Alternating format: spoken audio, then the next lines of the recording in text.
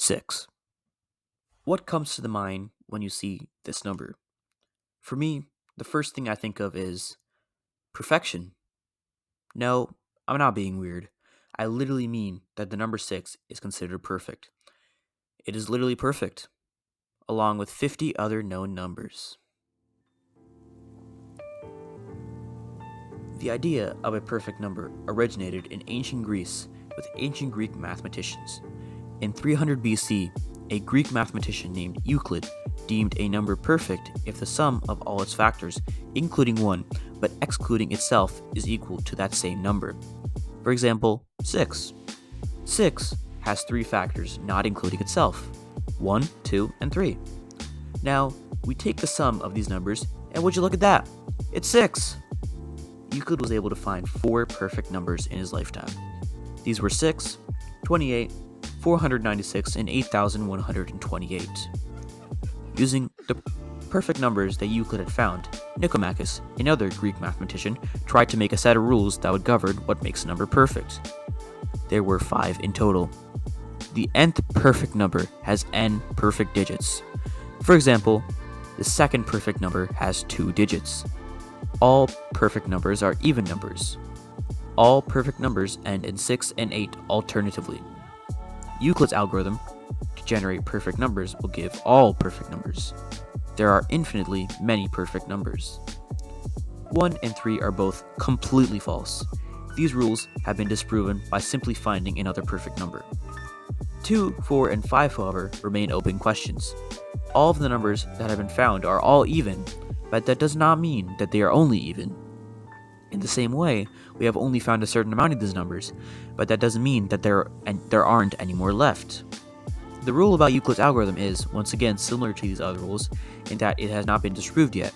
But wait, what is Euclid's algorithm? Well, I'm glad you asked. Euclid's algorithm is as follows. When k is greater than 1 and 2 to the k minus 1 returns a prime number, 2 to the k minus 1 times 2 to the k minus 1 is perfect. Now, I'm pretty sure you're thinking, what the hell is the k and why is it everywhere? Well, the k is any random number that is non-negative, greater than 1, and prime. For example, let's say that k is equal to 2. First, we plug in 2 for every k in that algorithm. When k is equal to 2, 2 to the k minus 1 returns 3, which is a prime number. Because it is prime, we can plug 2 into the other k's in the other equation, 2 to the k minus 1 times 2 to the k minus 1. Doing that will get you 6. Using that same algorithm with different k values will get you different perfect numbers. As of now, all the perfect numbers that have been found can be used with this algorithm. The main part of this algorithm is a 2 to the k minus 1 that gives back a prime. This is extremely important in determining perfect numbers.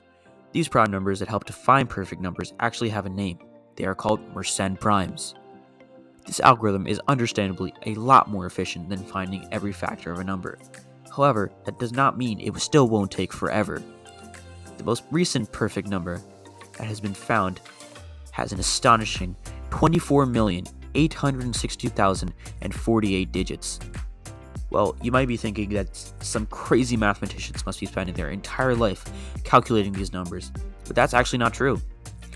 Any ordinary person can actually be a part of the search for these numbers by using a software provided by the Great Internet Mersenne Prime Search, or GIMPS for short. One can essentially volunteer their computer for the search and can even win prize money for discovering a Mersenne prime or perfect number. The software I mentioned before uses some CPU power to perform a test called the Fermat probable prime test, which calculates Mersenne primes.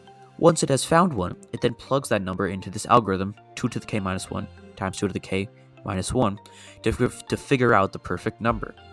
Currently, almost 200,000 people are actively volunteering their CPU power to help find the next Mersenne prime and perfect number, and it has been 3 and a bit years since we have found anything. As I mentioned before, these numbers are so large that the computer takes a much longer time to compute the values. For example, it almost took a year to find the most recent Mersenne prime from the second largest Mersenne prime. Also, if I were to open up a file of the largest Mersenne prime, it would have a size of 10.9 megabytes. A file of pure text has a size of 10.9 megabytes. That's the size of some of the apps we use on our phone. Taking it even further, the perfect number that corresponds with that percent prime is double the size at 21.8 megabytes. So, why do we need perfect numbers? Well, we don't have a reason. These numbers have no use except for being pretty cool, I guess. But the fact an ordinary person can contribute to finding such large numbers shows just how far the world has come.